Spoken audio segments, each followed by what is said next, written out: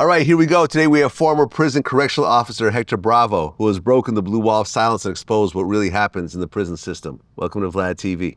Thank you, man. It's an honor being here. Well, let's start with your whole story. So you grew up in Brawley, California. Yes, sir. You said it was like living in a hole.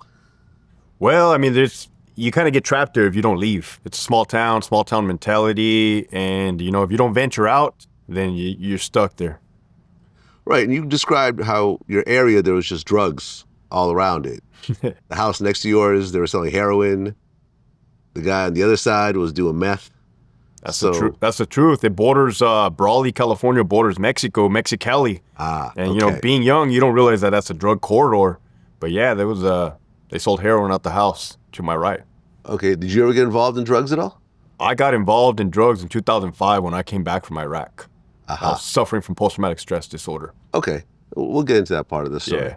But back then as a kid and stuff like that, you pretty much I pretty much had a good head on my shoulders thanks to my upbringing by my parents. I didn't even drink alcohol till I was 15, so I kind of held out longer than my friends had. Like around the 1990s, a prison boom started happening. Yep. And the 3 strikes law contributed to this. And 2 prisons were built around you. Calipatria State Prison and Sentinella State Prison. Correct. Okay. And your dad became a CO. He did, 1993. Okay, and you were just 9 years old at the time. Yeah. Did you have any aspirations of following in his footsteps at that point? At that point, no. I was actually terrified that he was going to be working in a prison. Okay. And I remember you talked about a story how, like, at one point you guys were on a family trip in Oakland, and your dad ran into a guy that he shot with it was a block gun. 37 millimeter block gun. Right, and a block gun it doesn't shoot bullets, right? Correct, it shoots wooden rounds, wooden blocks. At that time, there was probably about 7 in the chamber. Okay, which I'm sure hurts like hell. Yeah, and technically you're supposed to skip them off the ground so they bounce up into the individual, but I mean, they don't always get skipped, if you know what I mean. Can one of those things actually kill you? Oh, I've seen it kill people. If you hit somebody in the head, it'll definitely kill you. I mean, it's coming out fast. Okay, so here you guys are on this family vacation, and then this convict just approaches you guys. I was around that age frame, 10, probably 11 years old, Oakland of all places. Let me see, that had to been mid-90s at the time. And, you know, I'm not aware of my surroundings at that point. I just remember my pops scurrying us out of the store. It had to have been a liquor store, like a liquor store. And, you know, my mom's asking questions like, hey, who's that? Right, somebody came up to my dad and introduced himself, and they shook hands to just get in the car. And then he explained, yeah, I shot that dude, you know, in ADSEG during a fight. Right, and the guy basically said no hard feelings. Correct, he said no hard feelings. Have you ever seen any other inmates kind of approach your dad with hard feelings, though? Never. Never? Okay. And I wouldn't expect them to, because my dad carries himself well. You know, he carries himself like a man. And I guess the same would be in my circumstance as well. I don't have any issues with anybody I've supervised while they were incarcerated. Have you run into people that you supervised later on in life? I have. It's been a mixture. It's been a mixture of people that I've directly supervised, or I've even had friends that were locked up, man. Friends from back home in Brawley that I saw in prison and outside. Got it.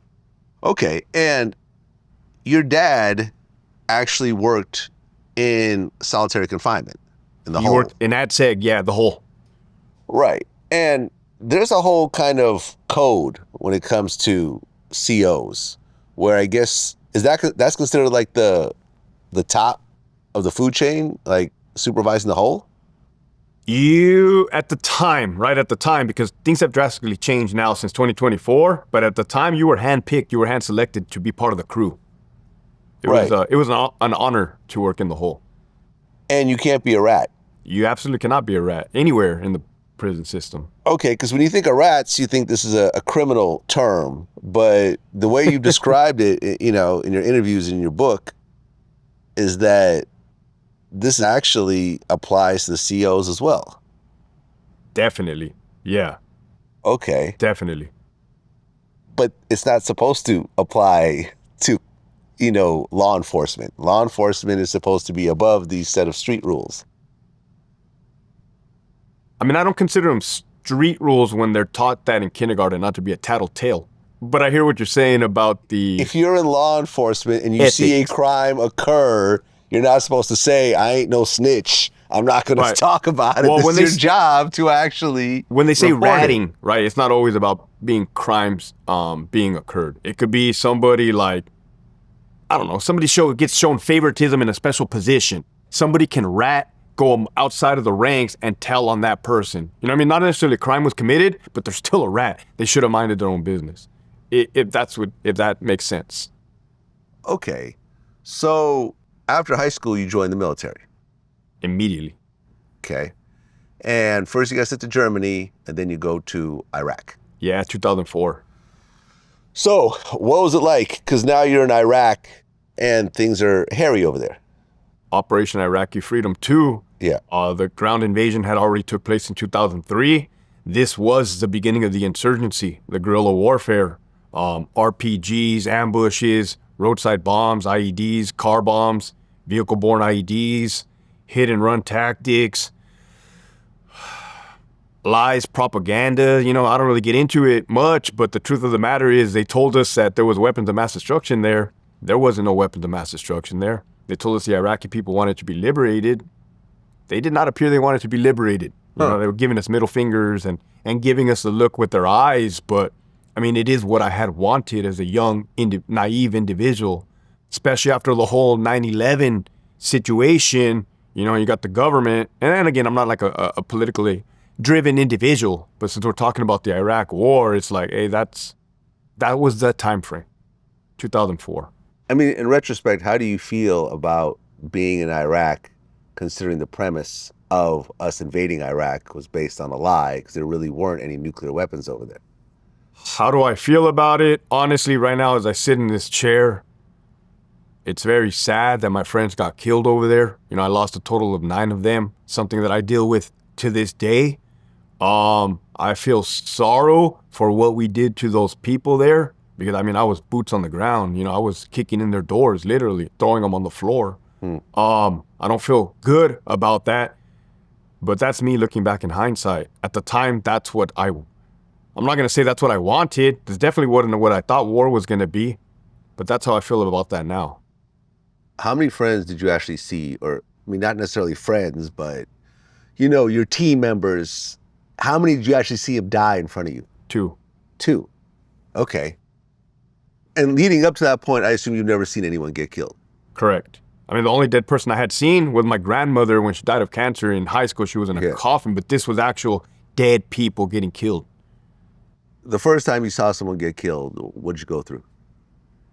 Let me think. The first time had to have been May 12, 2004. I actually got hit by a IED, a roadside bomb. And that's why I can't hear out of my right ear. At the time, the rules of engagement were pretty open, pretty freely. So we were instructed to shoot in a 360 degree every time we got hit by an IED, and that's what we would do. Well, there was a vehicle leaving the scene, a white truck, and my sergeants and my teammates lit up the truck, you know, with their M16s and their 249 saws. And the door ended up opening up. A dude fell out. It was evident he was shot. The passenger jumped out, helped him get into the bed of the truck, and then 2 little boys jumped out of the truck, which everybody was like, oh, wow.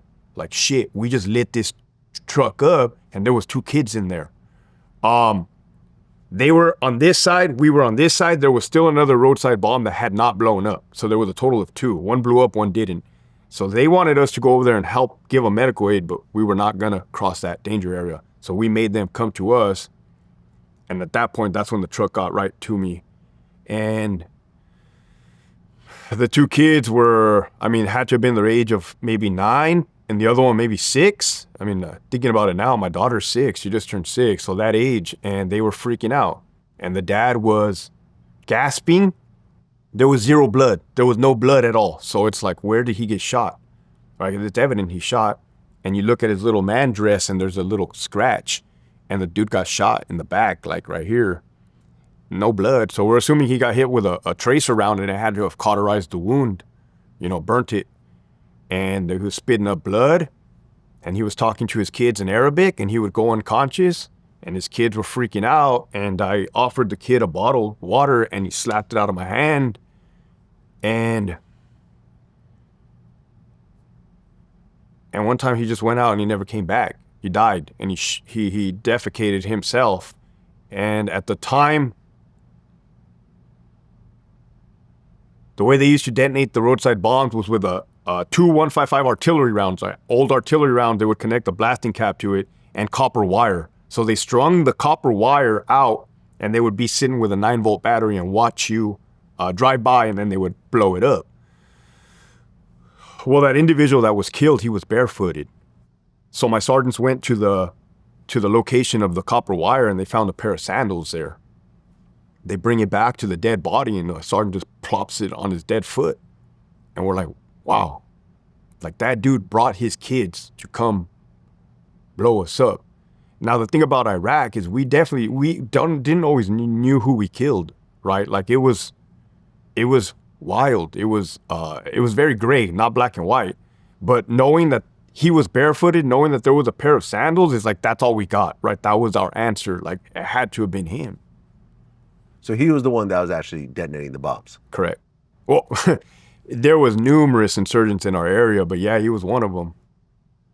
I mean, you yourself, did you kill anyone? I did. How many people? One, April 15, 2004. What was that situation about?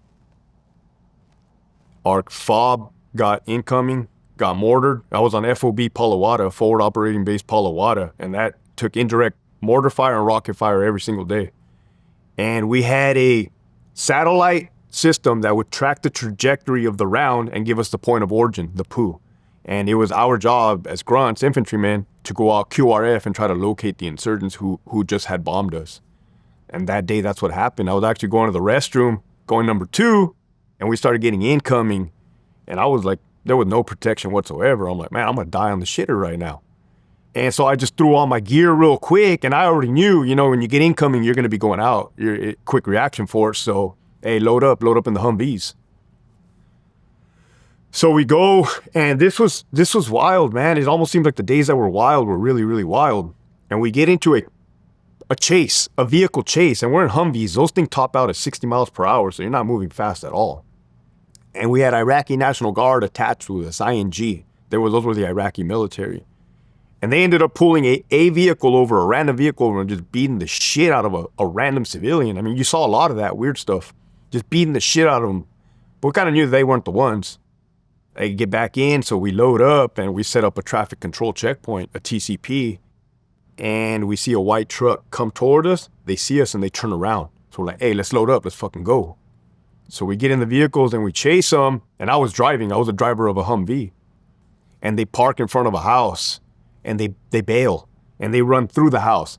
And something told me, hey, just chase them. I should have stayed with the vehicle, but I'm at the time, I made the decision to chase them. So it was me, Sergeant Hendrickson, Dino, and Hinks. It was 4 of us. We ran around the house. They ran through the house, and we met them out back. Well, Sergeant Hendo he caught one of them, and there was still 2 dudes running in front of us, and they were gaining on us, dude. They were gaining on us. This was April 15th. And I asked my sergeant if I could shoot warning shots, and he's like, yeah. So we shoot warning shots, and they're still hauling ass. And then that's when I seen one of them kind of turn toward us, and then I just shot twice. Boom, boom. And I seen him skip the ground. I seen his hand. He was at a distance. He had to been like at 250 meters to 300 meters. He was pretty far. And I'm like, hey, fuck, I shot him. So we keep running, and when I shot him, the other buddy took off running the other way. And when I get to the guy, there's a canal in between us, and it is dry mud, or it was mud in there. There was no water, it was just mud. And the dude is on his knees, and he was soaked in blood. Soaked in blood. And I remember telling myself, like, please let that be mud. Please let it be mud from him crossing the canal, because I hadn't shot anybody up until that point. And we get across, and my sergeant says, hey, you shot him, you search him. So I kick him in the back, and he's like, oof. And he lays out in the prone, and then I go to search him, because they teach us EPW, enemy prisoner of war searches, to make sure they don't have any more weapons or grenades. And when I put my hands on his back, my hand slipped because his back was so slick with blood, and I fell on top of him. And I looked at my hands, and I'm like, oh, fuck. So I started wiping my hands in the dirt, and I remember thinking like, man, I got blood on my hands. Like the saying goes, you got blood on your hands. So the dude, the exit round had come out of his neck, and the dude was gushing, the dude was leaking, but we still had a job to do. We still had to go find the other guy. Like I said, our camp had just got mortared, and we were in a really bad area, man. We were in a really bad area. And we went to go try to find the other guy. Couldn't find him, he was gone. And the other guy ended up bleeding out and dying. I mean, how did you feel after that? I mean, obviously, this is war. This is not, just a disagreement or whatever. He was trying to kill you guys. You guys were, retaliating. But this is the first time you actually went through this. Were you okay with this, or did it bother you? I was not okay with it. I was not okay with it at all. On the way back to the Humvees, his family was there crying in the front of the house, and the dad shook my hand for some reason, and I shook his hand, which I think all of this was weird. And when I get back to the fob, Sergeant Coleman was there, or some other sergeant, and they're like, hey, who shot him? Who shot him? Because my actual last name is Farrell. Hey, was it Farrell? Right? And they're like, yeah. He's like, oh, yeah, I just won $20. So they were taking bets because they heard it on the radio, one enemy KIA. And they were wondering who had shot him, because up until that point, nobody in our platoon had killed an enemy or had fired a weapon in that manner. So I'm sitting in my cot. I'm sitting on my cot in my little cubicle. You asked me how I felt. I felt like I was going to hell. I grew up religiously. I grew up Catholic. At that time, I had definitely fallen out of faith. Definitely fallen out of faith with my God and with my religion due to everything that was occurring. But a chaplain came and sat across from me, and he said, I know exactly what you're going through. And in my head, I'm like, how do you know what I'm going through? And then I must have said that out loud, because he's like, because 30 years ago, I was sitting exactly where you were in the Vietnam War. And like, I remember looking up, and he had explained to me he was in the same predicament in Vietnam, and that God, during a time of war, I mean, this is what he explained to me, that allows this type of stuff, that it wasn't murder. And at the time, that made me feel better, whether it was or it wasn't, or, it does not, I'm not cool with it. I'm not cool with it. I got a daughter now, and I dread the day that she asked me any type of those questions. Okay, so you leave the military, you come back to the U.S., and you start taking drugs around this time? Start drinking heavily, a fifth of vodka a night, plus a 12-pack of Coronas, and then a fifth of vodka and a 12-pack. And a 12-pack of Coronas, and I was only at the time weighing 140 pounds. Huh. Because of all the weight I had lost in Iraq. This was the PTSD? PTSD. Yeah. In 2005. It wasn't talked about. Undiagnosed.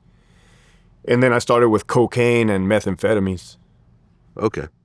Did the drug use continue, or did you kick? I ended up kicking the drugs when I got accepted to corrections. Okay. Cold turkey. Okay. So you became a CO at Sentinella State Prison. 2006. And you stopped taking drugs right before then? Correct. Okay, how'd you stop? I just stopped because I knew that as a law enforcement officer, you can't be participating in drugs. Do they drug test you? They do drug test you.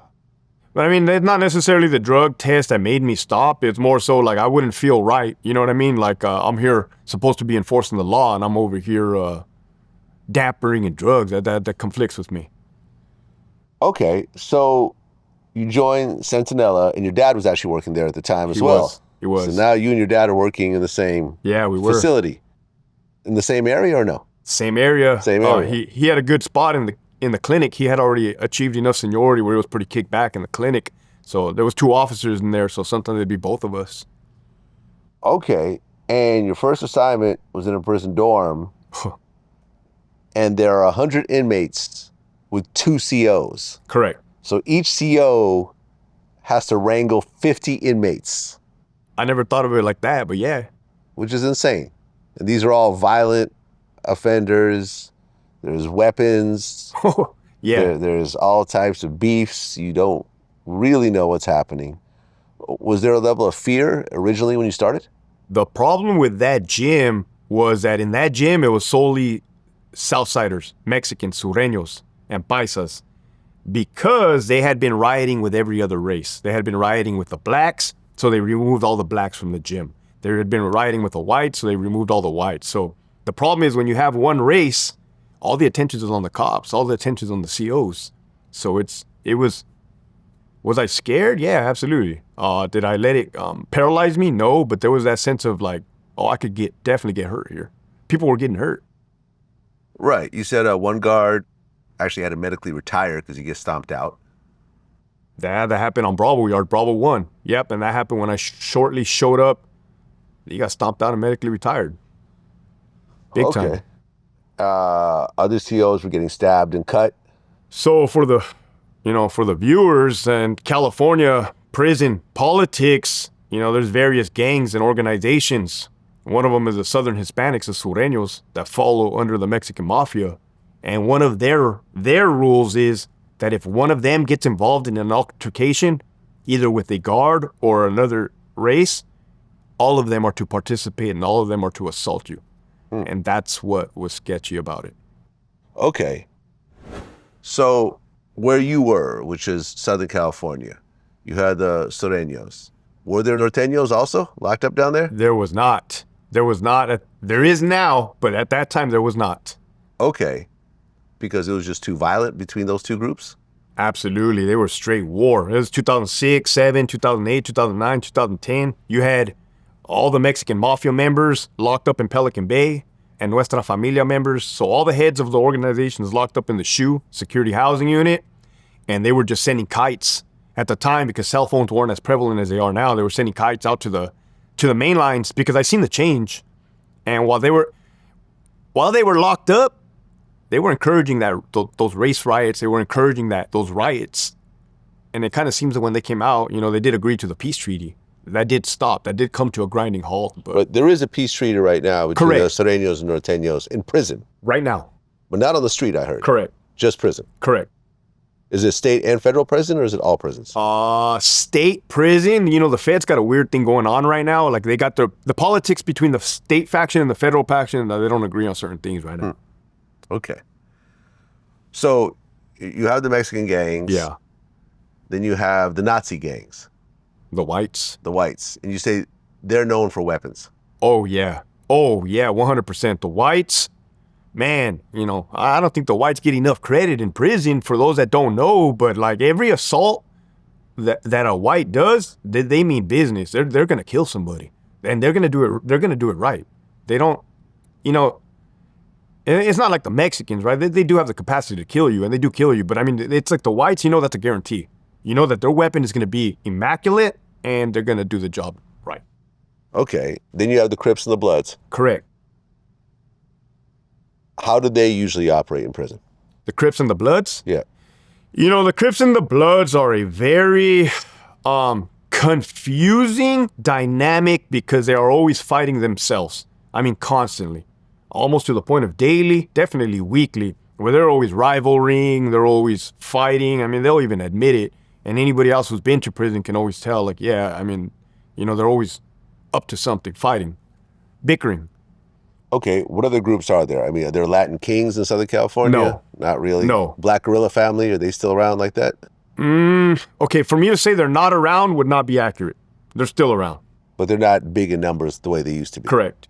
So what else am I missing? What other gangs? Aryan Brotherhood, actual Aryan Brotherhood members, but those guys got RICO'd. There's been a lot of RICO indictments, or a lot of these guys are getting shipped to the feds. Actually, news to you, they're not even shipping these guys to the feds. All these individuals are getting indicted on RICOs, and the feds are not accepting them. So these members are literally sitting in jail cells, just what I call purgatory, because they're just sitting there, going nowhere. And they're also sitting in California state prison cells, they don't technically belong to the state or they don't belong to the feds because ain't nobody taking them, which I think is messed up because I have talked to a few. I've talked to a few members and I'm like, yeah, dude, that's foul because like, hey, at least house you. You know what I mean? House you somewhere. Yeah. You said the stabbings usually happen when the shifts are changing. Yeah, at Sentinella State Prison, it was like clockwork. Charlie Yard, level 4 GP, general population. shift changing, and I kind of appreciate that because they usually like let us go home. We don't have to stay and do paperwork. Right, and you said that the COs really aren't interested in making arrests over violent crimes. So when they see a stabbing or a beating, a lot of times they'll just let it go. More so now because of the way the administration has punished officers for doing their job per policy. You know, they're trying to push a certain agenda. So back then, yeah, you can possibly see people get beat up and stabbed and possibly look the other way. Okay, have you done that yourself? The thing is that eventually we do have to render aid. Eventually we will have to get involved. I don't know if that answers your question. Okay, so Are we quick to stop the violence? To give you an honest answer, no. So you let guys fight? Sometimes. I'll give you an example. There's been times where two sureños were drunk and came up to me or the shot caller and said, hey man, these two guys have an issue. Can they handle it on the other side of the bunk? Hey man, right? And then they go and they handle it. Oh, okay. But that was back. I mean, yeah, does that happen? Yes. I'm not gonna lie. Well, yeah, and you said the COs start to adopt the same mentality as some of the prisoners. Fear, violence, intimidation. You have to adopt that or you'll be eaten alive. And nobody's exempt from prison rules, especially not the COs. So explain to me how the COs become part of the gang mentality. So I've been away from the California Department of Corrections and Rehabilitation for about 1 year and 10 months now, come short of 2 years. And I have a bigger perspective of exactly how that is that since we as peace officers cannot impose violent acts and stab a coworker or beat up a coworker, right, because that'll get us fired or arrested, they use other tactics such as rumors, gossip, character assassination, backstabbing, and that's how they adopt the mentality of the inmates because it's political. It's all political. It's all fear-driven. We talked about no ratting earlier. We talked about no ratting. It's very cliquish. It's definitely very cliquish, as inmates would be. And overall, I can honestly say that whole prison system breeds negativity. Breeds negativity. Well, yeah, you said that one of your partners actually got assaulted, ended up getting a broken neck, needed titanium plates drilled into his spine. Yep. Did he go back to work after that? He went back to work after that incident, and then that guy kind of went off the deep end. I mean, a lot of people go off the deep end sometimes, and he would eventually just either he quit or he got fired. I think he got fired. I mean, you yourself, what was the most violent situation that you got into on the job? Where I was involved? Yeah. Oh, man. Have you been assaulted yourself? I had never been assaulted in 16 years. But that's not to say that I couldn't have. That's sheer luck, right? And like my dad told me one time, I said, hey, Dad, if I get assaulted, and he said, when you get assaulted. I said, don't you mean if? He goes, when. And that's the mentality that these young correctional officers need to have. I was a brand new sergeant in February of 2015 at Richard J. Donovan Correctional Facility because I promoted to another prison. And an inmate tied a knife to his hand.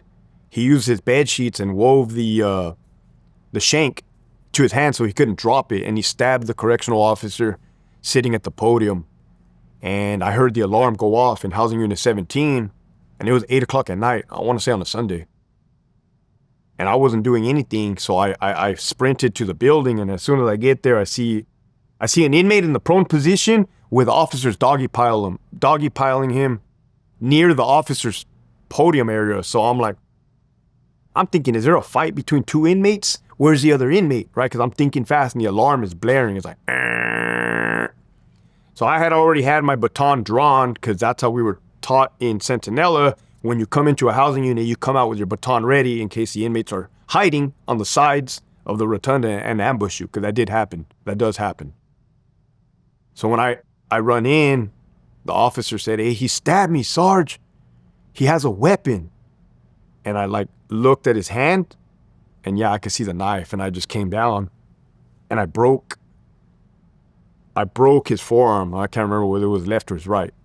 And when I when I hit him with my baton, the officer yelled, "He has it tied to his hand." And then I looked and yeah, dude, that dude had it tied to his hand. So I immediately began to stomp the guy's hand.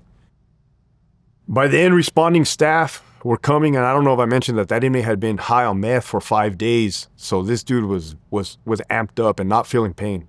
I mean, I had just broke his arm. He had just got hit in the head with a baton. You know, we used deadly force because that was a deadly force situation, and he was still fighting. And dude, like, I was a sergeant. I was brand new. I stomped that dude out. And I scared one of the female officers because she's like, "I never seen you like that before." And we stayed late, wrote reports, you know, I was a supervisor. And I got home, took a shower, and I could just feel my adrenaline in the shower. You know, and at the time, my wife, because as a CO, as a correctional officer, you don't go home and you don't tell your family what just happened. And I just said, you know, something happened. It got busy. It was real busy. It was real bad. It got late. And luckily that the officer, he was wearing a vest. It hit the vest. The knife hit the vest, and it also hit him in the bicep. But that was a crazy situation for me. You know, I mean, I've thought about various jobs that I would do throughout my life. A correctional officer never even crossed my mind. To be in this type of environment, you're essentially in prison. Yes. You get to go home at the end of the day, but during the 8 hours of your shift, you're right there with all the prisoners, having to deal with your friends getting assaulted, COs get killed. That is not something that's that uncommon.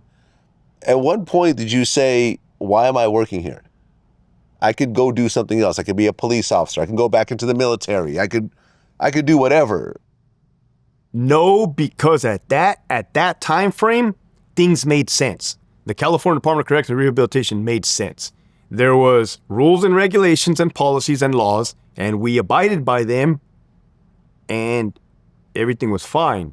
If you violated the policy, then you got consequences. You either got fired, you got a pay reduction, suspended, demoted.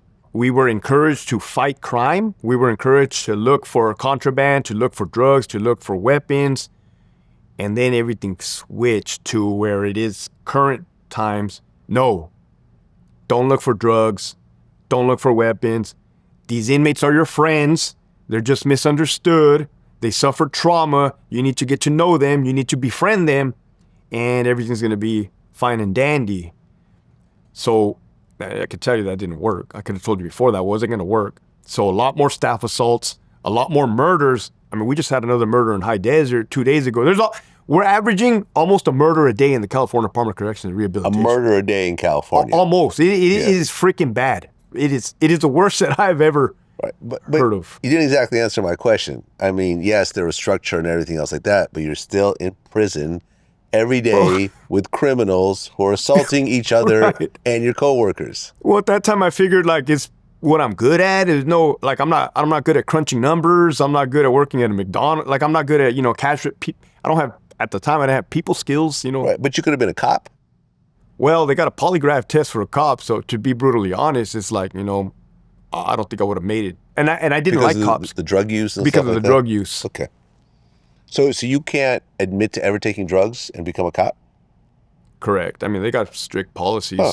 Even if it's in your past and you're not? I mean, there's ways through cracks. I mean, there's all kinds of people. Fair enough. Okay, and you said you experienced 3 race riots. Yeah. In the dorms. Yep. Blacks versus Mexicans? Blacks versus Mexicans all 3 times. Who usually won those race riots? There was really no clear winner, right? Usually whoever had the most numbers. Right, that's what I'm saying. It was mostly Mexican though, wasn't it? Mostly Mexican, especially down south. Mexicans outnumbered the blacks down south. In those, the Mexicans won, the Southern Hispanic, right? But I've also been in ones in Donovan where, the blacks did end up coming out on top against the whites and then again on the Mexicans. So it kind of just varies, whoever has the numbers. So A lot of times when I interviewed people who've done prison time, they talk about Gladiator school. Yeah. But there's actually something called Gladiator wars, where the prisons would intentionally mix inmates on purpose to kind of cause violence. And it would actually come down from headquarters in Sacramento. So this is a real thing? And that is why I resigned. That is Okay. why I resigned. That not only is a real thing, I was ground zero. I was boots on the ground. We were mixing them. So you would purposely put Norteños and Sureños together, Crips and Bloods together. More so, even worse, sensitive needs, SNY, PC, protective custody, mixed with general population, GP. That's worse. That's worse. Yeah, you got child molesters, you got rats, you got dudes, dropouts. I mean, it's like putting two beta fishes together. Dropouts is people who left gangs. Correct. Snitches, Yes. they're all in PC. Yes. What about celebrities? Celebrities are PC for the most part, yes. Do they ever get put into this gladiator war situation? No, I don't know of any celebrity that has been put. I don't know if it's sheer luck or just it just didn't happen. What celebrities were you around during your time? Suge Knight, Suge Knight. talked to him. Okay. I regret not having a good sit-down conversation with Suge Knight, but it was kind of one of those things where, you know, I was always professional and in passing, like, hey, what's up, man? Hey, what's up, LT? Okay, where was Suge Knight locked up? Yeah, RJD Donovan, San Diego. Aha. And how long were you there while he was there?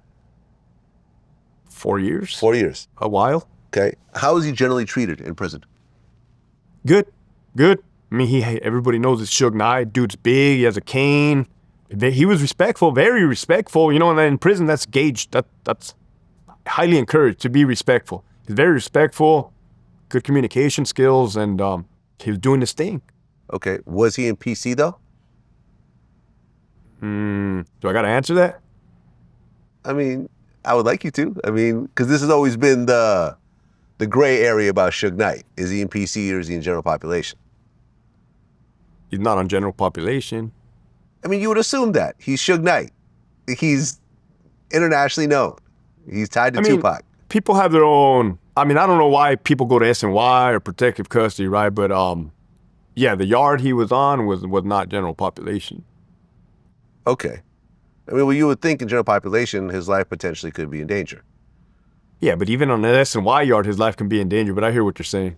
Okay. It's wild right now. It's a straight free-for-all right now. All right. In protective custody, was he around other celebrities or was it just general, just protective custody just means general, you know, protective period. So snitches, child molesters. So protective custody, let's look at that yard in particular. You got Suge Knight. He's a very famous individual. Correct. You got a former high-ranking Mexican mafia member on that yard.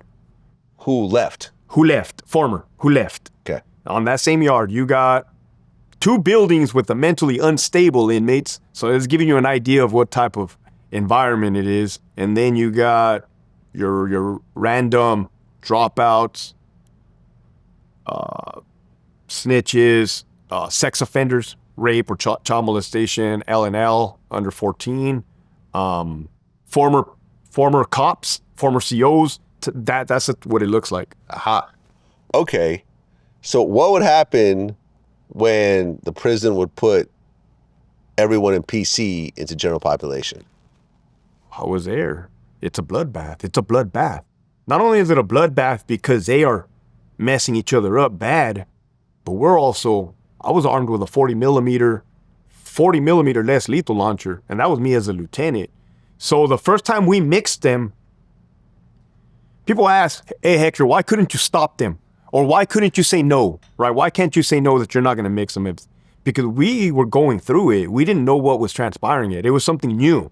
So we hear that they're going to bring 2 bus loads of inmates, and they're going to put them on this, at the time, level 1. They started with level 1 dorm setting, the lowest level. But we had the common sense, because I was on the crisis response team, which is like the SWAT team. So we actually were staged and hidden inside the inmate visiting room, which is kind of shady and sketchy if you think about it. Like, we set them up, knowing they were going to fight. And I was waiting there with a 40 millimeter. They got So the dorms were occupied by sensitive needs yards inmates, SNY at the time. And they put, I want to say 13 general population inmates on this line and 13 on this line. There's 2 dorms. And we all got on the radio. Hey, they're coming. They're coming from R&R. They're coming from receiving and releasing. They're on their way. And we waited. And as soon as they go into this building, code 3, get down. Code 3. And you're just waiting for your building to go off. And sure as shit. So on that one, this building went off first, right? We jumped the gun on this one and we ran and we responded. But when we get there, nobody was fighting yet. And this just gives you an idea that they're going to fight. We know they're going to fight and they're going to fight regardless if we're present or not. And this is what I found unethical. So I get there armed with a 40 millimeter and I see the one GP inmate surrounded by SNYs. I mean, there's bunk beds and this is not a good predicament for him. And he's looking at me, they're looking at me, and then they just kicked it off. They didn't care that we were right there. They rushed them. So it was like 9 SNY rushed that short GP guy, and they were getting down. That dude held it down, and here I am shooting, and I'm shooting the SNY guys to get them off, right? Because they're exposed to me. And this is with the rubber bullets? With the rubber foam, right? Yeah. And it was a single launcher. So I was reloading pretty fast, I'm pretty effective with it. And then here's the bad part. Well, the whole thing was bad, but here's the really bad part. I've been in riots before, and I know the routine, right? The routine is you cuff everybody up, you do your medical evaluation, then they go to the hole, they go to ADSEG. Well, on this particular time, we zip-tied everybody with flex cuffs. We escorted them out to the basketball courts, and somebody told the inmates, hey, we're going to escort you back in. We're going to cut off your restraints, and you guys are going to keep fighting all night until you guys get tired. And my other friend, who's a lieutenant, looked at me and said, hey, what the fuck did he just say out there? And I'm like, dude, this is crazy, right? Like, I'm getting chills just thinking about it because I'm not cool with that, right? I'm not cool with setting up fights, especially when I'm having to use force, right? Maybe when I was younger and you're eager to use force because you're naive or you're dumb or you're trigger happy. But I was late in the game and this was unethical. Like, so that's exactly what happened. They bring them back in there and they got off again. Okay. Were inmates dying during this time? Oh, no, but they were getting messed up bad. Okay, but inmates are getting killed. Now. I mean, I don't think any warden wants inmates to get killed. They do. During his watch. They do. They do, 100%. Why? 100%. Because, all right, from my perspective now, you got Governor Newsom, the governor of California. Whoever is telling him to do this, somebody's telling him, and they're telling him to do it. You have the Secretary of CDCR, who right now is currently Jeff McCumber. The governor will tell the secretary, this is what I want carried out in all your prisons, right? If he's spineless, if he's a brown noser, a company man, a yes man, a politically driven, then he's going to, without any questions, tell his people beneath him, the associate directors and the wardens, hey, this is what I want carried out, carry it out. Even though it's illegal, even though it's getting people killed, getting people hurt, and everybody on the ground knows this is wrong. This is going to end tragically. But when you got the top pushing it, the wardens don't care. They don't get in trouble. They're immune. For the last 2 years, I've been airing out on YouTube how immune they are. Richard J. Donovan Correctional Facility. Less than 6 months ago, you had 2 inmates that are documented enemies housed on that same yard that Suge Knight's on at Donovan. Documented enemies, which means there's paperwork saying these guys should not be anywhere near each other. They put them on the yard. Guess what happened? I mean, I have video of the dude getting his throat slit and his stomach slit and bleeding out in the day room. On the day room. Died. Well, but I mean, the warden didn't lose no sleep over that. Right, but these inmates have families, and the families often sue the prisons, right? I'm encouraging the family members to sue the whole entire department. Okay, how often do these lawsuits actually have big paydays associated with them? I mean, they get paid out. They get paid out, right? But I don't care so much about the money. I kind of want I want it to stop. No, but I'm saying, but I understand morally it's wrong. Right. Right. We got that. But if Right. someone morally has a different compass, it is what it is. Correct. But financially, it's going to hurt. You know, if you're the warden and $100 million in lawsuits had to be paid out in a couple of years. It's taxpayer money. Yeah, but you may end up losing your job at some point, no? You're saying that absolutely not. murders and everything have no effect on a warden's job. It does. You want to know what the effect is? A promotion to headquarters, a promotion to Sacramento. What about if it's a celebrity? Do celebrities get different treatment? Because obviously some Sereno member, of course his family is going to be grieving, but the general public may not know about it. If Suge Knight, let's say, gets stabbed to death, you know, it's going to be a big deal. It's going to be international news. So, again, I know my stuff. So at the Donovan, you have the Menendez brothers there. Right. Both the brothers are on Echo facility. Right. Well, for example, I just interviewed X-Rated. You know who that is? Yeah, he was on Echo Yard also. Yeah, he was with the Menendez brothers. They actually wrote letters for him. I mean, X-Rated probably has seen me. I didn't know who he was, you know what I mean? But he was definitely there when I was there. Right. Exactly. So go on. So you talked about if a celebrity gets killed in prison, will that be a bad look on the warden? Well, it's kind of weird how there's favoritism, and Sacramento headquarters and the warden absolutely love the Menendez brothers. Even though they killed their parents. If you go on TikTok, you will see the warden of Donovan shaking hands with one of the Menendez brothers as he's wearing his graduation gown. Correct. So, again, it's politics. They're politicians. They know who to screw over and who not to. And whatever's going to get them a promotion, whatever's going to get them power, they're going to go with that. Okay. Well, by 2007, you start working level 3 and level 4. Yes. So that's a more serious level. Yes. Okay. And you said the violence wasn't random between level 4s. It was meticulous. Structured, meticulous. Okay. Basically, you said it's usually stabbings and it was the same races attacking each other. For the most part, yes, with your various riots, but yes. Right. Prisoners called it spring cleaning. They did spring cleaning. Okay, and it's over drug debts, bad paperwork, correct, and so forth. So you're saying level 1, level 2, it's more random, like, oh, you stepped on my foot. Yeah. That type of thing. But level 4, they actually plan out these hits, essentially? Even from the level 3 to the level 4, there's a big difference. I preferred working a level 4 only because of the level of respect, and it's like a grown man's game, a grown man's world. Meaning, like level 3, you would have those inmates that would talk shit to you and kind of posture up. And the level 4, they're not going to play games. If they got a problem with you, you're going to fucking know it. If you got a problem with them, they're going to know it. Okay. And are the lifers around the level 4 or no? There's lifers up and down, probably level 2 now. Level 2, level 3, and level 4 now. Huh.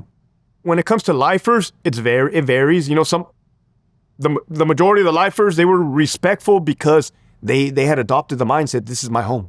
I'm going to be here forever, right? I'm not going to make the cop's life miserable because in turn, my life will be miserable. But then you also have those ones that feel like they got nothing to lose and they show it. Like the inmate that tied the knife to his hand and stabbed the officer. He was a lifer. Right. What do? Give him double life? Triple life? I mean, it doesn't matter at that point. Correct. Now, what about death row? Was that a separate section of the prison as well? Because California has the death penalty, I believe, but they haven't executed anyone in a very long time. Correct. Come to find out that the governor didn't even get rid of executions, and he just kind of put a temporary halt on them. But one of the recent changes that CDCR has done was relocate every single death row condemned inmate from San Quentin State Prison to every single main line up and down the state of California. They moved them for the first time in history. Right, I actually looked it up. So capital punishment is not allowed to be carried out in the state of California due to both a standing 2006 federal court order against the practice and a 2019 moratorium on executions that Governor Newsom put together. So I guess it's there, but not really there. So it hasn't been carried out in decades at this point. There's no real death row section anymore in California? Correct. They they're still designated as condemned. It'll show on the computer system that they're condemned, but they are just, I mean, oh my goodness, you have the prison in Stockton, California, which is one of the latest ones. It's like California Healthcare Facility, CHCF. That is a level 2 setting, dorm setting, no gun coverage, nobody with guns, and you have condemned inmates. I forgot how many they said. Walking around freely. As a matter of fact, 2 weeks ago, one murdered another one. He hit him in the back of the head with a wheelchair arm. He hit him in the back of the head, and I'm glad I'm able to speak to you with this, because this is the way that CDCR spun the narrative. First of all, they didn't report he didn't die immediately. He died a week later from his injuries. They were both condemned inmates. The way when they put out his death, they put it out that he died of natural causes. Yeah, crazy. Well, when you started to work and you started spending years in the CO system, you said you were shocked that a lot of COs were actually corrupt and would help inmates smuggle drugs and other contraband. It might have been shocking in the beginning, but then towards the end, it's like you really weren't surprised. I mean, you saw it. I saw it often. Right. You actually said that tobacco is the biggest form of... It varied. Okay. So what's usually the most valuable things in prison? Is a cell phone considered the most valuable thing? At that time, tobacco was more valuable. At that time. Okay. Wait, is tobacco legal in California? It's legal in California. It is not in prison, meaning like it's contraband in prison. Oh, so you can't legally smoke You cigarettes cannot legally in prison? smoke. No, tobacco is not allowed on prison grounds for not staff members or inmates. Why is that? I don't know. Seemed like you would kind of calm things down a little bit I if agree. you just made it legal. I'm for making weed legal for the inmates to just get high and not bother us. Well, I don't work there anymore, but Right. give them an Xbox. Right. Okay. But you would actually see COs help out. So it's not like, Oz or anything where you visually see somebody. They were pretty sneaky, right? They would do it on the down low. They had their ways of doing their business. What I did see was the end result when they would get caught and they would no longer be allowed back onto prison grounds, or they will be facing crimes. But I never did see nothing. One time I did see a pretty attractive female correctional officer give pictures of herself in a bikini to an inmate, and that weirded me out big time. And we talk about ratting, right? I did call the investigative services unit and say, hey, this is what I saw. I don't consider that ratting, because I don't think as a CO you should be giving yourself nudes to an inmate. Yeah. Come to find out, they were having sex and all that. Well, yeah, you said you grew up with a female CO who started having sex with an inmate. She got fired. And then once he got out, they became a couple. That was my friend from kindergarten. I actually went to the academy with her. Wow. And I didn't really want to believe it at first. Not that I was in denial, but it's one of those things where I looked on the computer system and she was an assigned visitor for the inmate. She was on the inmate's visitation list. Right, because female COs would get pregnant by inmates. That happens. Nurses would get pregnant That by happens. inmates. Would they get fired when that would happen? Yeah. It's called walked off. They get fired. Right. Yeah. But in terms of smuggling in drugs or contraband, let's say, because you said cell phones were going for like $3,500 at a point, at that time. And you said that a lot of times the COs wouldn't get, charged with crimes. They would just get fired. Depending on what they were bringing in, the amount. Sometimes the feds wouldn't get involved. Just recently, a guy that I worked with for 15 years and commuted with him in the van pool, he got caught bringing in grills. The grills, the platinum grills? Yeah. He got caught bringing that into the inmates, and that dude, he's facing federal time because he was shipping the mold, I want to say to Texas or to another state. And therefore, since he was crossing state lines, it became a federal offense. Right. Now, you were approached actually smuggling drugs. One time I was approached in the clinic. I was on a level 4 yard Sentinella. I was on my cell phone. and I had the porter in there, and I had a rapport with the porter. I mean, he's probably free now because at the time, he was a lifer, and he was telling me he was going to get out, but I just thought he was talking crazy. But no, a lot of lifers have gotten out. And he saw me on my cell phone, and he said, hey, man, too bad you're not down with the business because there's a lot of money to be made. And I took that as a sign of disrespect, and I actually got upset. And I said, what did you just say? And then I stood up, right? I was kind of wild with it, not crazy, but like I walked outside. Usually why I would do that is to isolate them, to let them know, like to challenge them. Like, if you want to fight over this, like we can do this, right? Because I took it as disrespect.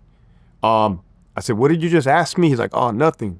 I'm like, I'm pretty sure you just said, too bad I'm not down with the business. Because he's like, nah, I would never say that. And then he kind of just like, after that, it kind of got awkward, and then he left. Okay.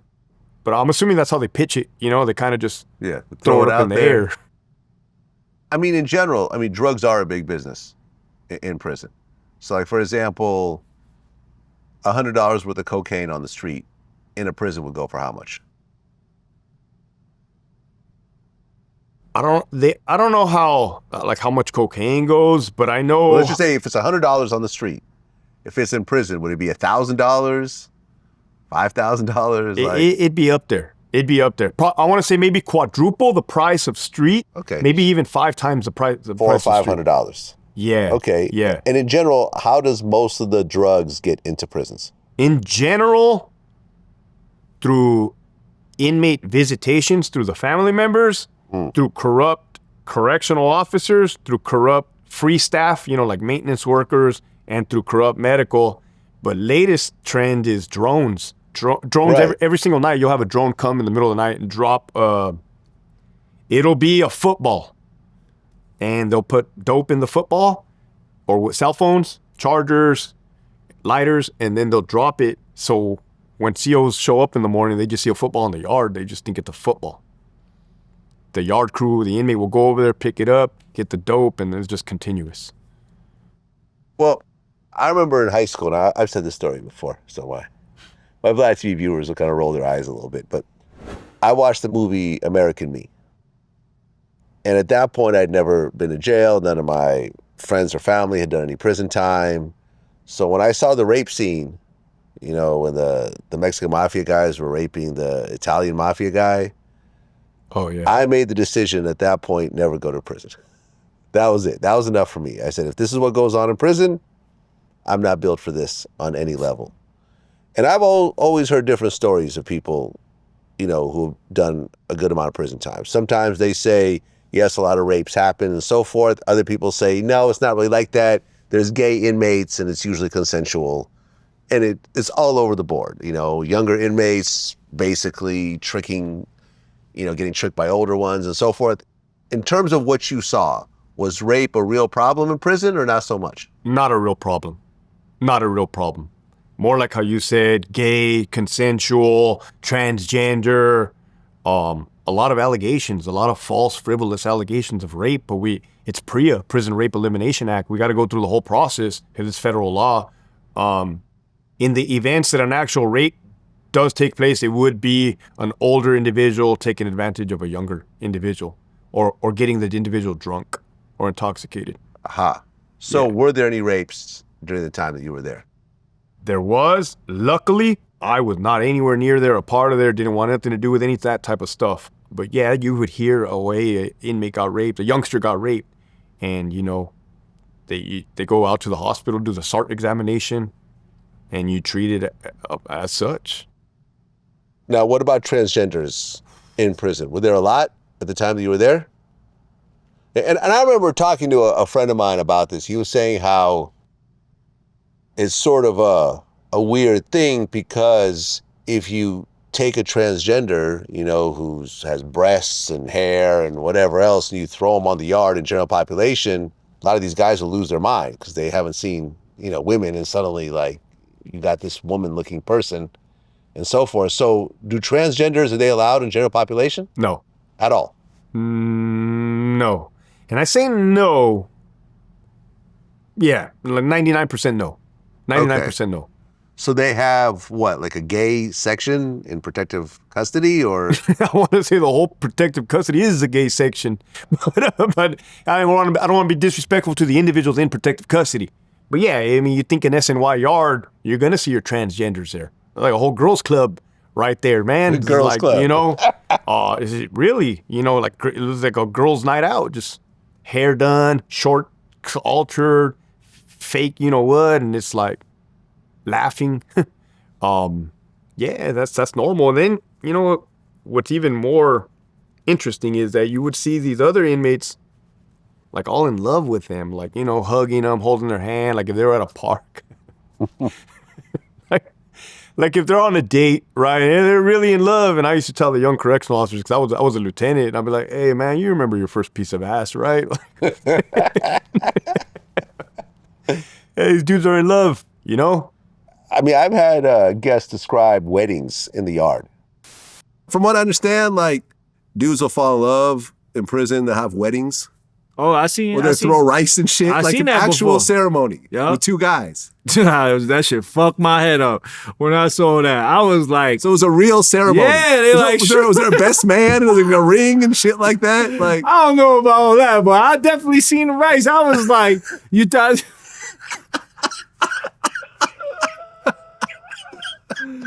What the fuck? It was like a whole different world in there, bro. It's crazy. Yeah, people, they was getting married, settling down. Where, you know, dude, an actual wedding ceremony, inmates would throw rice and everything. I never seen that. You've never seen that? I never did see that, but it is, especially where I was at, Donovan, there was a lot of transgenders. There was a lot of manipulation of the system. And just, you know, for the viewers out there, you have male inmates that were born males housed in female prisons that have actually been raping and impregnating actual female inmates. Yeah, I've heard about this. This one prison actually got shut down. In the feds. Yeah. But this is happening in the States, and nothing has happened about it since, so. Right. So you're against that, having biological males be put in female prisons Yes. because of that? Yes, and I've had a lot of women's advocates groups, former female inmates.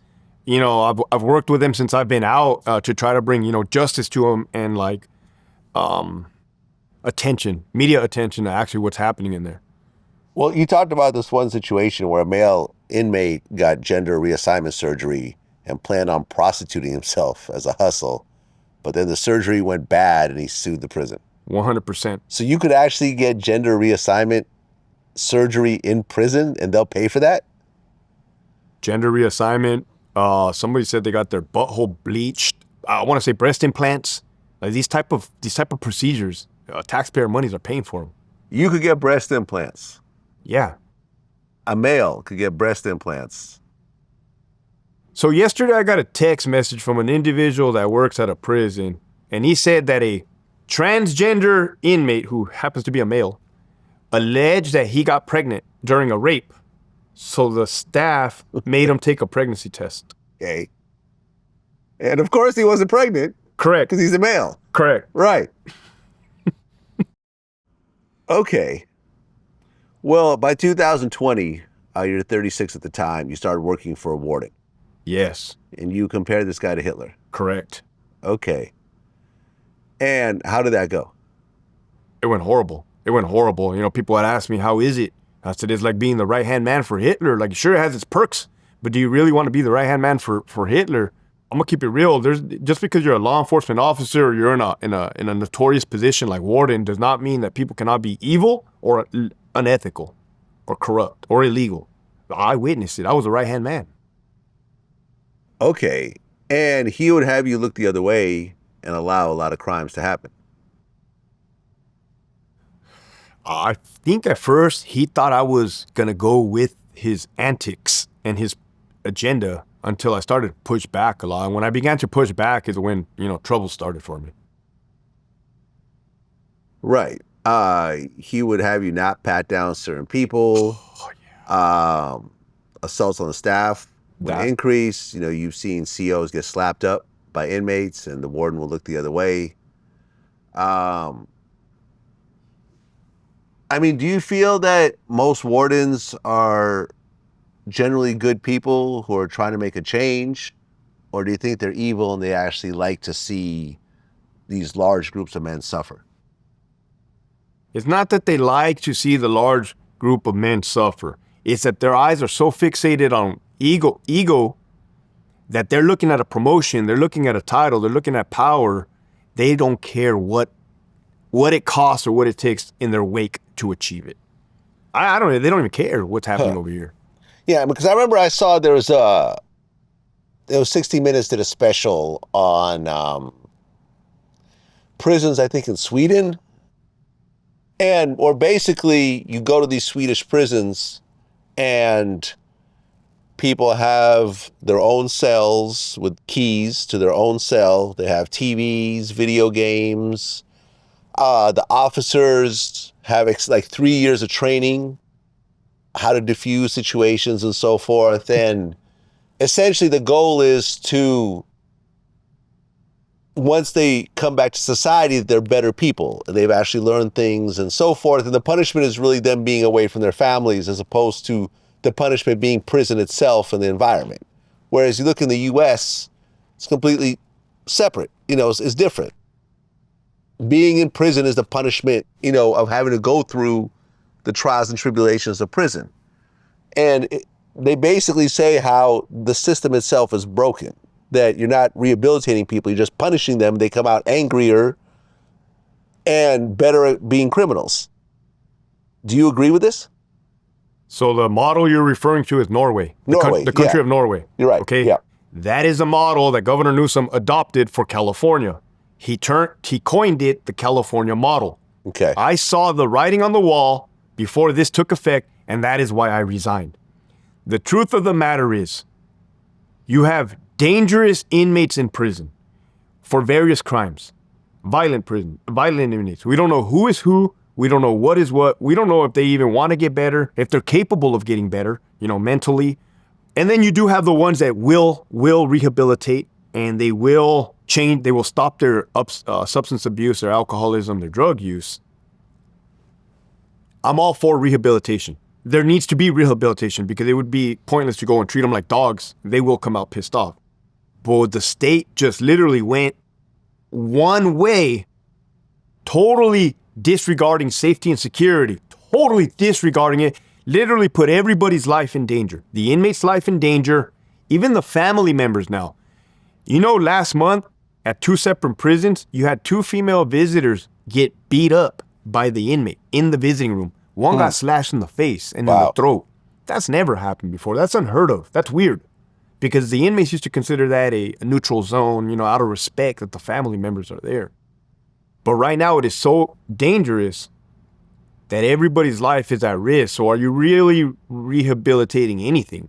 No, you're slapping lipstick on a pig.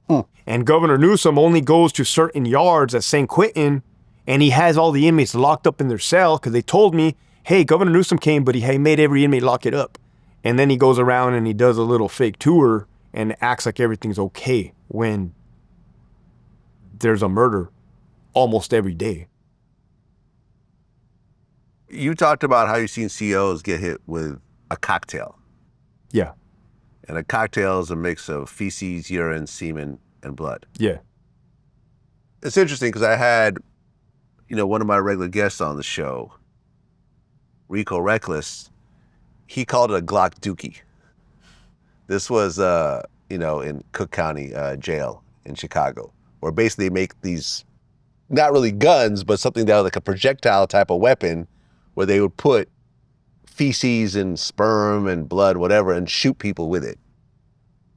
Dookie guns, all types of that shit. bitch. What? Glock Dookies in that bitch. Motherfucker, pull up on your ass with a Glock Dookie, rob Okay, you. Dookie Glock 7. Dookie in front of the grave, toothpaste. That bitch got shit in it, piss in it, nut in it, shaving cream, all type of shit. Spray on motherfuckers in their Motherfucker, face walk with up on your shit. ass with that bitch. What? Move right now. Spray the bitch in your face. You You don't want this shit. Don't you getting robbed, motherfucker. Wait. So you telling me they make guns? Glock dookies. AK Dookie 7. Glock dookie with a switch on that bitch. Nigga, they motherfucker put shit, piss, nut. What's a switch? So you can actually fire it? It's a little. I don't know what this is, It's man. actually a switch on, but that's a nigga just get a bigger tube and squeeze it faster and call it a switch. Switch on that motherfucker. But niggas in that bitch, like nigga walk. Now just imagine this though. You would like it's like you got a chuck, so you would be your chuck. Nigga walk your chuck. Glock dookie. Man, I'm moving right now. I'm from the grave. Get all that shit up. Get all that food up right now. Now you caught. Like you caught that bitch in your face. Like you finna get shit nut. You. And for all this was going, man, get that shit up, bitch. I'm from the grave. Get that shit up right now. I'm Take too long, motherfucker. Going, what? I'm gonna spray you with that bitch. You dead for like you dead for real, motherfucker. You wanna die? You smell like shit. You wanna fight? And you've seen this happen. They would use shampoo bottles, so you can squeeze the shampoo bottle and it'll come out. Inmates will also, that's called gassing. If you gas somebody, inmates will also gas other inmates. And yeah, it's gross. It's gross. The feces gets everywhere. You smell it. It stinks up the whole unit. It's gross. Not to mention the possibilities to contract a disease or infection. Right, because you said a lot of the inmates are HIV positive. HIV, hepatitis C, yeah. Right. Well, one of the things that Rico Reckless and his partner Ewald Samo talked about in Cook County Jail is they would knock out inmates, pull their pants down, and spit in their butt, because then that would be human material in someone's cavity, and it would have to be reported as a rape. And then that person would then have to go to the doctors, and then the family would have to be told that they were raped and so forth. They in Cook County Jail getting savage life. Phone up. They getting that savage life. Now, Real answer me now. Who wanna ask which one of you motherfuckers wanna ask for savage life? What's savage life? Well, I don't know where this gay shit started from, but this was going on. In Chicago, Cook County Jail, they will knock you the fuck out. Cold. Knock you out when you cold. hit that ground, you will hear this. Get that butt! Motherfucker gets that. Nah, the nigga that's fighting that beat, get the butt. Motherfucker gone. Pull your pants down. Pull your drawers down. Open up your ass and spin your ass. And now your ass a bitch. 6 people line up It'll to be come niggas spin in your ass. Niggas are spinning your ass. A nigga will grab a motherfucking soap. You got choke your ass out, nigga. 6 nigga, different you got salivas. killed in this bitch. Your ass a bitch. Now in the whole jail and no, it's going around. Man, folks got his ass spit in. Disclaimer, we Niggas wasn't put doing ketchup, that. I wasn't doing that. mustard in your ass. I wasn't Niggas involved in that shit. Eat flaming hot. I wasn't doing that Knock shit. you out, spin your ass. I But it's saw going niggas on. getting their ass Front spit in that bitch. Boy, You especially see up it. in the trenches. That shit'll fuck Division you 9, up. trenches. That shit'll Spinning your ass, that's boys. the dungeon. Savage life. And y'all finna think I'm making this shit up. You know Man, anybody if in you know, Cook you County know, Jail, man. If you know, ask you them know. if they getting that savage life in that Getting bitch. that, man. Don't hit that ground before gonna get that butt, boy. I'm from the grade. That So shit. don't go on no deck with your ops. All right. They gonna jump you and get that butt. Get that, your butt getting got. That's like getting killed. That's like it's You might as over. well You die. can't come back from getting your ass spit in, Vlad. It's over. Like the whole jail gonna you gonna have to kill yourself in that bitch. You gonna have to kill that person that did. Like it's gonna get that real. That's the like, only way you can get back. What? So it's not even saw rape. old- It's actually spitting in the ass. I No, saw an old But this school the nigga. thing. Anytime there's Well. bodily fluid in the crevice of your body, they have to call your family. So that's the whole point of them Boy, doing it. niggas can't- Now they gotta call your people and administer a rape kit on you. Yeah. You have to Oh. administer a rape kit. Boy, in That's your the whole ass a point. fucking- Because they That's have the to get a rape point. kit. So when you call your family and your mama pick up like, man, a rape kit, He's got what y'all put sexually a rape assaulted kit in on this it? bitch. Sexual assault. Have you ever heard of something like this before? I never heard of that. That's the first time I ever heard of that. Yeah, it was pretty insane when they described that. I mean, you don't have to really spit in somebody's butt to allege that they were raped. You could just make the allegation. No, but I'm saying, they actually would have to go and test them and everything else like that. Well, we test them a simple allegation saying, hey, I got raped, you go and you test them. Like, that's how Well, California but the person is. didn't really get raped. Is the person who did it to him wants to make it look like they got raped. It's really a very twisted mentality. It's like a sick prank. It's like a sick prank. Yeah. I mean, have you seen that type of thing, though, where prisoners get knocked out and then violated when they're unconscious and so forth? Or Drunk inmates. Well, one time, a long time ago in Sentinella State Prison in ADSEG, the whole A5, you had two two inmates that got drunk, and it was GP. And apparently they got into a cell fight because that's what drew our attention. And I mean, there was shit all over their boxers, and there was shit all over like the cell. So it's like, we're assuming they got drunk and one of them tried to fuck the other one, and the rest is history. Yeah. I mean, ultimately you ended up quitting. Yes. How many years did you serve? 16. 16 years. What was the final straw for you? The final straw is when we had a captain who became overfamiliar with a Mexican mafia member. As a result, it created a dangerous and hostile situation on the yard, Bravo facility, which ultimately resulted in that Mexican mafia member and his entourage, his goons, stabbing numerous correctional officers and almost murdering them, attempted murder on a peace officer. And I responded to that as a crisis response team commander and as a public information officer. So I was wearing dual hats. Mm-hmm. And we had known this was something like this was bound to happen. And I was working for that warden at the time that we mentioned, and they covered that up. So when they covered that up, there was an associate warden who blew the whistle, and he blew the whistle via email, statewide, to everybody's email account. And then he retired that day. Well, I get a call from Sacramento, from headquarters, telling me, since I was a public information officer, that I have to type up a letter to the media refuting the associate warden's allegations in the emails. Huh. And I was naive at the time. I'm like, why would I refute these allegations that are true? And I'm like, oh my goodness, they want me to cover this up. And then she told me 5 minutes later, don't worry about it. Who was it? Associate director so-and-so already typed up a letter to the media. And when I read it, I mean, it's on the news. She said, CDCR headquarters has full support and authority of the warden. We trust them. All these allegations being made by these associate warden are unfounded. And I'm like, unfounded? How can you find something unfounded without a proper investigation like one day later? And that's when I seen how high the corruption went. The corruption went all the way to Sacramento. After that, I had she was 4. My daughter was 4 years old at the time. And I could feel that she was feeling a certain way. Like maybe I was bringing negative energy home. And I chose my daughter and my family over the job. I mean, you said that the prisons are run by Sacramento. Correct. And the inmates are run by Pelican Bay. Now all those members are every prison. There is no more Pelican Bay SHU. There is no more Death Row San Quentin. Now at every 33 prisons, approximately 33 prisons, you have everything in every one of every kind. It's a mixture. Yeah, it's interesting because, like, for example, I had Lazy Boy, a rapper from San Jose here yesterday. He's a norteño. And what we talked about, and this is, I've heard this from norteños and sureños, when these guys are growing up, when they're teenagers, a lot of them think they aspire to get life in prison and be in Pelican Bay and be a shot caller while doing 23-hour lockdown. Like, this is something they aspire to, which to me is just insane to even think like this. But you've seen this type of thing. Yeah, I've seen it. Why do you think that Mexican gangs actually think this is a feasible future? No different than being young and joining the military and being told I'm going to go liberate the country of Iraq. It's when you're young, you're impressionable. And this is something that I've learned. When you're young, you're full of testosterone. You need guidance. You need direction, right? And you can either go this way, that way, or that way, but you're going to go somewhere and you're going to go all in. I mean, if you're a young male dating back to, the beginning of society, that is the route that they choose, and I see it. I see it now for what it is.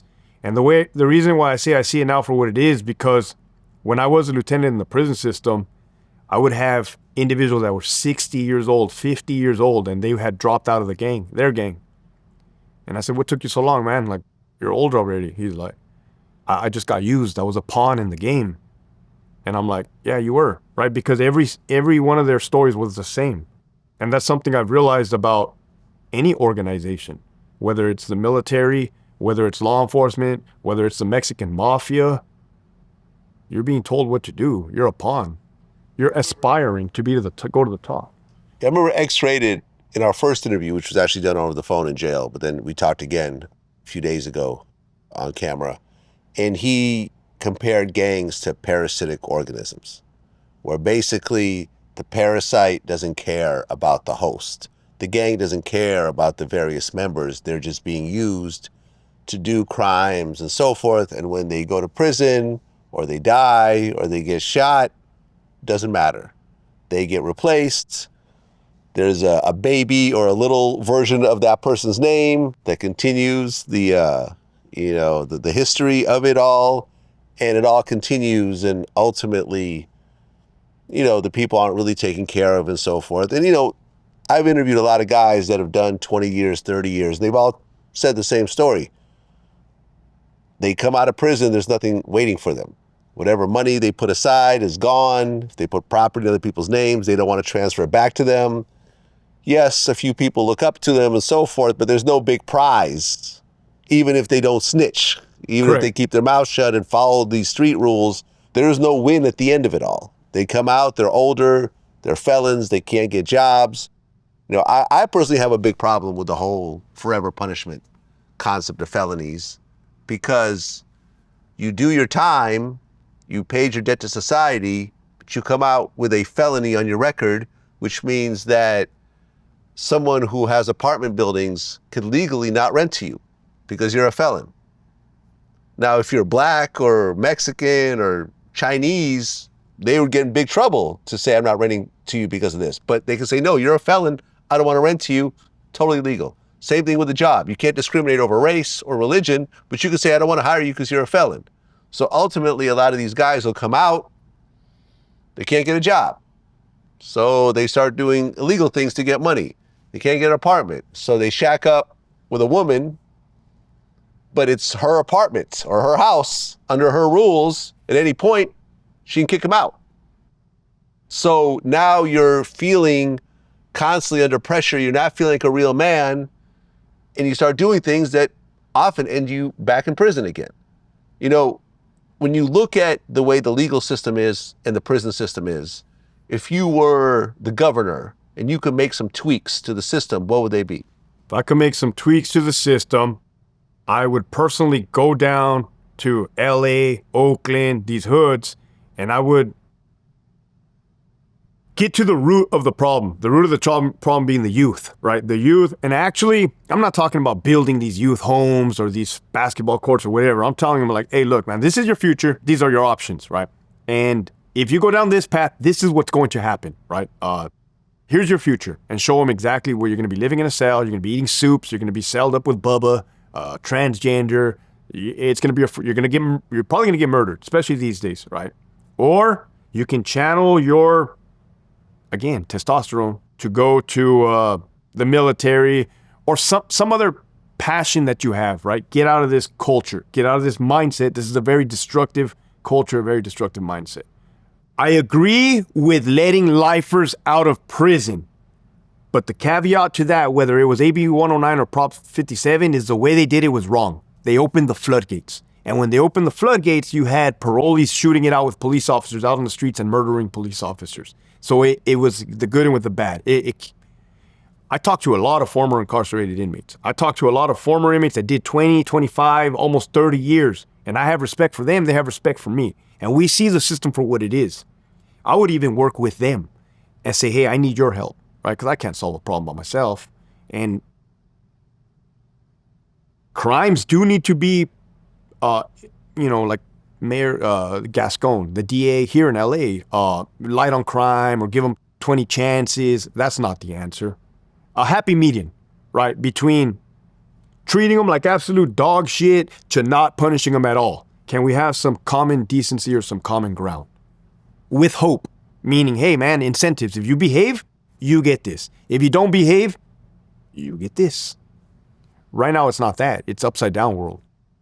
Yeah, I just feel like, especially someone who's 18, 19, 20 years old, you're going to make a lot of dumb mistakes. We all have. I could have been in situations where I could have killed somebody. Correct. Based on a set of events that ultimately didn't go that way. And, I bought a kilo of cocaine in my 20s thinking that, this is the thing to do. And luckily I didn't get caught, but I could have gotten 5-10 years for it. Who knows? We've all done dumb stuff, and I feel like most people deserve another chance, even if those situations end up in murder. Like this guy named Curtis Wall Street Carroll, who I interviewed recently. He's like a stock whiz who taught a lot of other people stocks in prison. He ended up, it was a robbery when he was like, I think 18, 19 years old, and the guy got killed. He ended up doing 30-something years in prison. Yes, it's horrible the person got killed, but is 30 years really necessary to punish someone over something you do as a teenager that you didn't necessarily intend to do? You see what I'm saying? I hear what you're saying. You're talking about like what would be a appropriate sentence for the crime. Yes. Well, with that being said, I've talked to plenty of guys that have done 25 years for murder, and they are out now, and they are doing just fine. They are thriving. They are contributing to their community, and I think I owe that to them because, that stigma also has to change. Oh, you were been in prison, you're a piece of shit. That's not true. That's not true. And you're right. I've done plenty of shit that I should be in prison for or caught up for. That also needs to change, right? But again, it's that happy median. Like, hey, I'm not like Jeffrey Dahmer, right? I'm not going to be your best friend, Jeffrey Dahmer. Right? I don't think Jeffrey should have gotten out. Correct. He got killed, right? So there really was no question about that. There is that. It's tricky. Yeah, listen, if you're eating people, correct, you should probably stay in prison for the rest of your life. Okay? If you're raping kids, right, you should probably be in prison for the rest of your life. If you're 19 and you have sex with a 17-year-old, okay, I mean, I guess technically it's illegal, but, you guys could be going to the same high school together. And, is it really something you should end up ruining the rest of your life for because you're dating someone who's technically, 6 months younger than you should be, and you're damn near the same age. Right. It's a situation where, why do you think it does work in Norway and it doesn't work here? Because that is a simple question. That's because they don't got Bloods, Crips, Norteños, Sureños, Mexican Mafia, Nuestra Familia, BGF. So it's the gangs. The gangs, the culture, community. California already differs from the rest of the states, let alone a whole nother country. Yeah, there's something to be said about California, and people have taken notice. But you have gangs in every state. Yes, you have Crips and Bloods out here and Norteños and Sureños out here, but also the racial segregation. Gangster disciples and black disciples all through the Midwest, and especially in Chicago. You got Latin kings out there. It's one thing I've seen that California does that the rest of the states doesn't is the inmates racially segregate themselves. Huh. Yeah, so they roll with their own race, and I believe that. I've heard other people talk that comes with good and bad. I see the good in that because you're not having other races victimize another individual. It's everybody they're victimizing their own. Yeah, I mean, I interviewed this guy Pee Wee. He's a former Hells Angels president. Yeah, you know what I'm talking about? Yep. And I asked him why there's never been black Hells Angels members, and he said that a lot of the Hells Angels population is in prison. And if a race riot breaks out, black Hells Angels members would be pulled in two directions. They would have to side with the blacks, but then there's Hells Angels, so they just choose to eliminate this potential problem. Were you locked up with the biker, not locked up, but were you a CO with biker gangs and so forth? They weren't like their own group. They ran with their race. I did see Mongols, I did see Hells Angels. They're not. Well, from my experience, I didn't see a bunch of them. Handfuls here and there. Okay, so they would just kind of go with the whites. I mean, and I could tell who they were because of their tattoos, their visible tattoos. Yep. Now, you have your own YouTube channel now, The Prison Guard. Yeah. When you started to really go public with a lot of this information, because you're not really supposed to be saying all this stuff, right? When you sign up, you're not supposed in law enforcement, you're not supposed to. There's the blue wall of silence. While employed, correct. While employed, that's a caveat. Okay. That's why I resigned. I had to resign to be able to do this. Okay. Do you get pushback from other law enforcement people of you exposing all this stuff? No, I get encouragement. I get encouragement from law enforcement officers, former inmates, and the family members of inmates, because I keep it honest and neutral of what is actually happening within the system. Yeah. I mean, why do you think there's this blue wall of silence overall? And do you think that this ultimately hurts law enforcement? Oh, what I think is, like I just mentioned, that the policy in itself, there's no way I could have remained employed and spoken out, because the truth of the matter is, if somebody is employed and they speak out, they will get fired. They will get fired.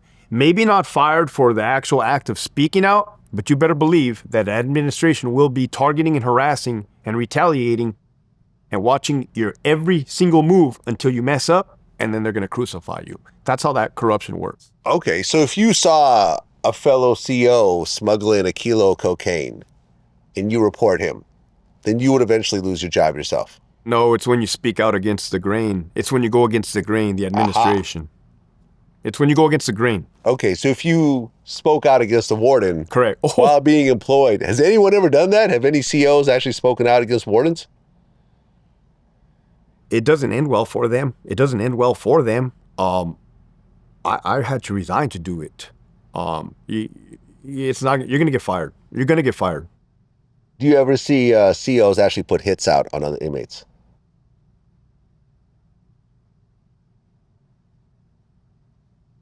Not hits like you're thinking hits like, hey, take this dude out and freaking either kill him or take him out back. It's more so like, if it were to happen, right? Figuratively speaking. Mm-hmm. If a male inmate masturbated in front of a female correctional officer and disrespected her that way. Well, in the old days, they would clean up, they would police up their own. Hey, handle that, right? Take care of that issue. Clearly, it's not okay to be masturbating to a female cop. Handle that. And they would take care of their own. Meaning the COs would beat up the inmate? No, you tell the rest of the inmates, hey, take care of that. And the inmates will take care of their other inmate. Or, and then again, it's like leverage, right? If you don't handle that, everybody's going to pay for this.